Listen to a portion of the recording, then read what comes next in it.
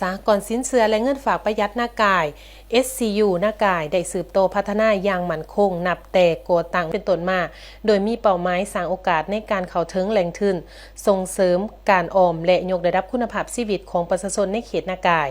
ในวางบดลมานีคณะทีมงานโครงการสร้างความเข้มแข็งให้แก่สื่อมวลชนโดยการมีส่วนร่วมขององค์การจัดตั้งมหาชนและองค์การจัดตั้งทางสังคมเพื่อพัฒนาสีเขียวในสาธารณรัฐประชาธิปไตยประชาชนลาวหรือโครงการแกมซิลได้ลงพื้นที่เก็บกำข้อมูลที่สหกรณ์สินเชื่อและเงินฝากประหยัดนากายเมืองนากายแขวงขมวนตลอดระยะผ่านมาสหกรณ์ได้ขยายการดำเนินงานจาก16 บาทมาเป็น24 บาทพร้อมทั้งจำนวนสมาชิกและมูลค่ากองทุนออมทรัพย์ VDF ที่เพิ่มขึ้นอย่างต่อเนื่องปัจจุบันกองทุนออมทรัพย์มีมูลค่ากว่า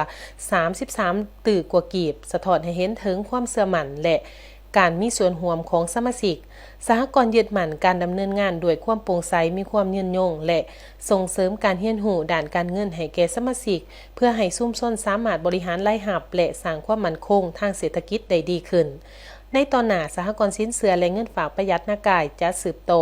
ขยายการบริการพัฒนาระบบการเงินของชุมชนและสร้างโอกาสให้ประชาชนเข้าถึงการออมและสินเชื่ออย่างทั่วถึงภายใต้คำขวัญที่ว่าซื่อสัตย์โปร่งใสก้าวไปพร้อมกัน